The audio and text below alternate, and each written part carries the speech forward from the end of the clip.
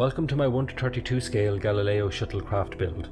As I already have done an unboxing video for this, let's jump straight in and start with the nacelles.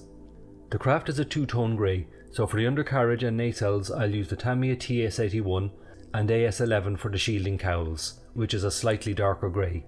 For the main top section I'll use AS16. All those greys are quite close to each other, but you'll still see the difference. The problem encountered here is there is nowhere to run the cables. Although the pylon is in two parts, the second piece fits into the first piece, leaving no room, so I'll have to file it down to allow the cables to pass through. I use 30 gauge wire, so there won't be much to file. Also, where the pylon sits onto the body, I'll have to file down the plastic there as well. Holding the pylon in place, the cable fits through nicely, with no snagging. Roughly measure the length of cable needed for the top of the nacelle into the body of the craft. Two 3mm clear bulbs will sit in place with resistors, as they'll be connecting directly to the mains. A quick test and that's fine. Putting them aside for now, I light block the inside of the engines, a coat of black and then silver, and I'll do the cowls as well with the AS11. That's them light blocked, and I'll fit the LED and hold it in place with the glue gun.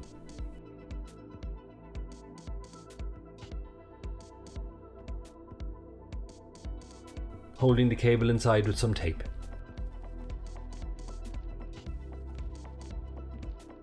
And join the two halves together and that's set.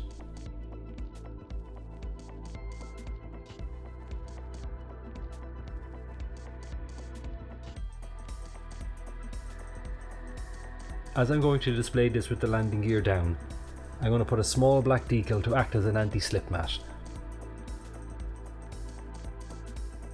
For the buzzard collectors, I sprayed them with a couple of coats of frosted glass, a quick light test, and that's looking good. The landing gear for the nacelles, I sprayed TS81 grey and silver for the top parts. For the rear section of the shuttle, I'll start the panel that Spock and Scotty work on throughout the episode The Galileo 7. The piece that comes with the model isn't exactly screen accurate, but I'll do it as close as I can. The back of the panel is a brownish colour and I had a TS68 to hand, so I used that. Then a silver colour for the pipes. Shame there's only two of them, as on screen there's several more. And I'll just make it up for the rest of it. Around the edge of the panel it's a light green colour. This reflects the inside of the craft, so I'll use XF21 for the border, and clear red for the hatch at the back.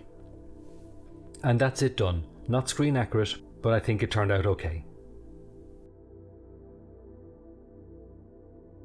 For the impulse engine at the back, which lights red, I have this reflective piece of plastic I'm going to use, instead of the piece for the glass.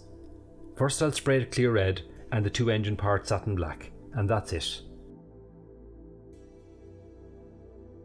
It seems I didn't hit the record button for the next section of me putting the main parts together, which is unfortunate as it was quite tricky to get it lined up. In step 5 of the instructions, it looks like you put parts 4, 3 and 6 together. You don't. As the step says, use the main assembly as support to fit the parts, so ignore step 5 for now. Step 6 and 7 are fine, and for step 8 I fitted parts 2 and 3 with supports 11 and 12. Then for 9, fitted the front window piece and then took the 3 separate parts from step 5 and fitted them in order, 6, 3 and then 4. Once I had them lined up correctly, glue in place. As I said, this was tricky as step 5 really threw me off, because when you look at step 9 it looks like it's one piece. Anyway, to recap, if you're building this, ignore step 5 until you get to step 9. For the front window and rear engine lights, I'm going to use 2 LED strips, which should be more than enough. For the interior, like the nacelles, I light blocked with black then silver and used insulating tape to cover the seams. After soldering the 2 strips together, I temporarily fit the roof on for a quick light test, and the back looks good, as does the front windows.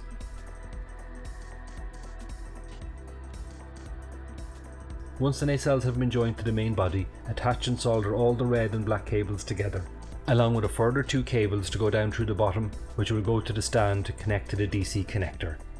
The stand for the rear of the craft I just sprayed it gold and a little silver. And all that's left to do now is the decals.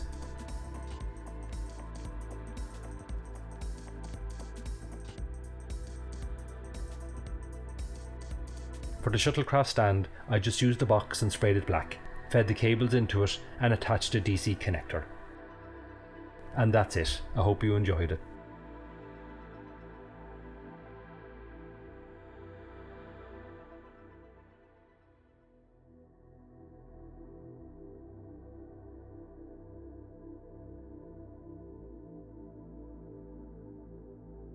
Until the next time, hailing frequencies closed.